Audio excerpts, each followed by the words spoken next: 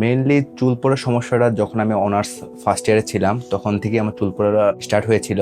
তো এর জন্য আমি দেখলাম আমার সমবয়স্ক যারা আছে ফ্রেন্ড সার্কেল ওদের মাথার চুল এখনো ভালো, কিন্তু আমার চুল এদিক থেকে পড়া শুরু করেছে, লাইক ক্রাউন এরিয়া এখনো একটু হালকা উপরে উঠে যাচ্ছে। তখন থেকে বুঝতে পারলাম যে আমার কিছু পদক্ষেপ নেওয়া উচিত। হ্যালো, আসসালামু আলাইকুম। আমার নাম ইফতি, আমার বয়স 23। আমি একজন স্টুডেন্ট এবং আমি ইটালি থেকে এসেছি।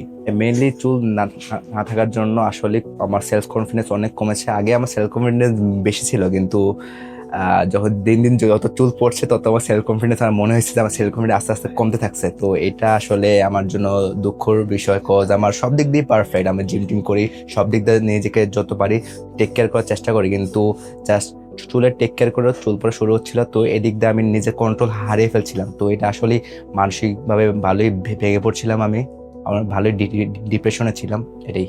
এর আগে আমি আসলে ডাক্তার শো করছিলাম, আর সব ডাক্তারই মেনলি আমাকে বলছিল এটা আপনার অ্যান্ড্রোজেনিক অ্যালোপেশিয়া মেনলি আপনার হচ্ছে মেল প্যাটার্ন বল্ডনেস বলে এটাকে। তো এটার জন্য তারা আমাকে মিনক্সিডিল সাজেস্ট করছিল। মিনক্সিডিল ছাড়াও চুল মাসাজ, চুলকে মাসাজ করতে বলছিল, স্ক্যাপ মাসাজ করতে বলছিল। তারা অনেক শ্যাম্পু লাইক বায়োটিন শ্যাম্পু তারা রিকমেন্ড করছিল। হারমাস স্ট্যাম্প আছে, ওটাও ট্রাই করছিলাম, ওটাও তো কাজ হয়নি আমার মনে হয়। পরে আমি রোজমেরি অয়েল আছে ওটাও ট্রাই করছিলাম, তো রোজমেরি অয়েলও ওইরকমভাবে আশানুরূপ ফলাফল আসেনি আমার। সো দিন শেষে কিছুতেই কাজ হয়নি আমার। হেয়ার ট্রান্সপ্লান্টের সিদ্ধান্ত মেনলি আমার যেহেতু অ্যান্ড্রোজেনিক অ্যালোপেশিয়া, তো আমি অনলাইনে ঘাটলাম, চ্যাট জিপিটি ঘেটে দেখলাম মেনলি এটা হচ্ছে মেল প্যাটার্ন বল্ডনেস বা অ্যান্ড্রোজেনিক অ্যালোপেশিয়া।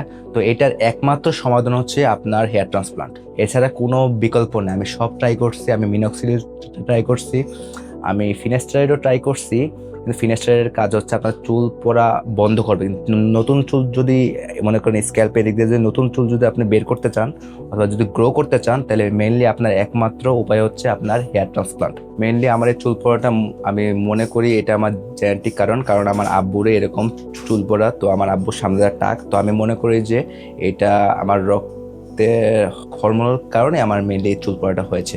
তো এটা আমি জেনেটিক্সই বলবো। মেইনলি আমি হেয়ার ট্রান্সপ্লান্ট সম্পর্কে জানি 2024 সাল থেকে। আগে অনেকে মনে করতো এটা অনেকটা গিমিক, কিন্তু এখন যেহেতু দিন দিন আরো টেকনোলজিক্যাল ইমপ্রুভমেন্ট হচ্ছে, তো এখন আমি ইউটিউবে ভিডিও দেখি, ফেসবুকে ভিডিও দেখি, অনেকের হেয়ার ট্রান্সফরমেশন দেখি। তো এখান থেকে আমি বুঝতে পারি না এই বিষয়টা কাজ করে আসলে এটা এখন। তো এর জন্য আমি হেয়ার ট্রান্সপ্লান্টের জন্য পরে 2024-এর পর থেকে অনলাইনে ঘাটতে শুরু করলাম, 2025 পর্যন্ত ঘাটলাম। তো দেখলাম যে আপনার লং টার্ম সবাই ভালো ফলাফলই পাচ্ছে, এটা শর্ট টার্ম না। আমি প্রথমেই বলেছি আমি ইটালিতে থাকি, তো আমি দেশ বিদেশ ঘুরছি। আমি আপনার ইউরোপের অনেক দেশেই ঘুরছি, ইউরোপের Germany, Netherland, Switzerland, Sweden, France, Spain ঘুরছি। ঘোরার পর দেখলাম ওখানে আপনার হেয়ার ট্রান্সপ্লান্ট করতে একটু আপনার এক্সপেন্স একটু বেশি হয় আর কি, কারণ ওখানে অবশ্যই ওখানে এক্সপেন্সটা বেশি। তো আমি আপনার বাংলাদেশে আসি, বাংলাদেশে এসে আপনার কোথায় ভালো হেয়ার ট্রান্সপ্লান্ট হয়, মেনলি কোথায় সাশ্রয়ী মূল্যে কম খরচে কিন্তু সবচেয়ে ভালো ফলাফল আশা করা যায়, তো এরকম হেয়ার ক্লিনিক খোঁজা স্টার্ট করলাম। তো স্টার্ট করার পর আমি একদিন আমার ফেসবুকে একটা hair free and hair grow নামক ক্লিনিক ভিডিও আসলো।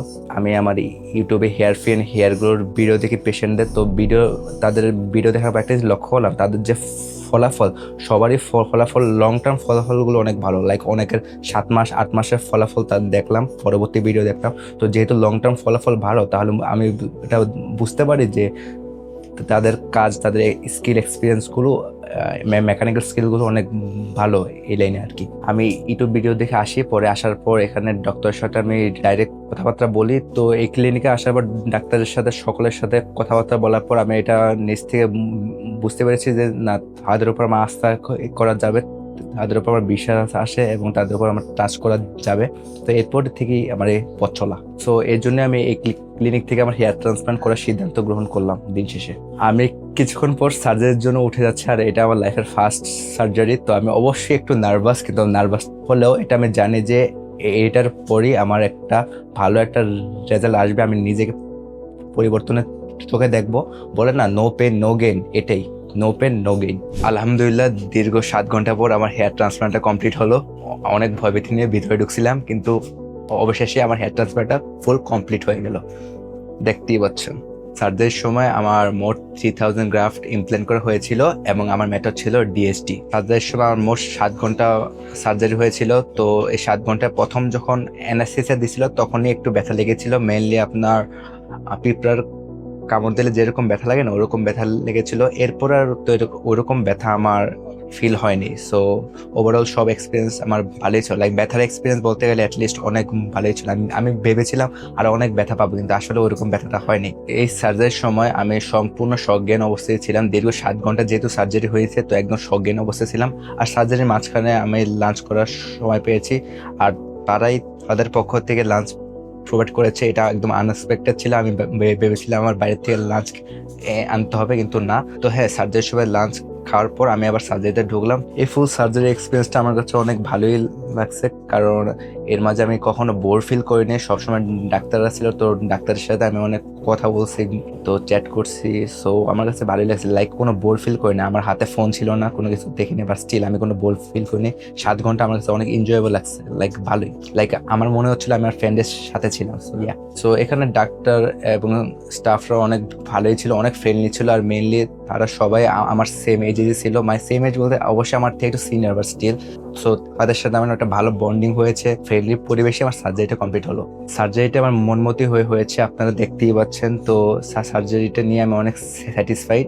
আমি কোনো পেন ফিল করিনি, আমি কোনো ব্যথা ফিল করিনি, আর আমি কোনো বোরিং ফিল করিনি মেইনলি। সো আমি বলতে পারবো যে আই এম রিয়েলি স্যাটিসফাইড।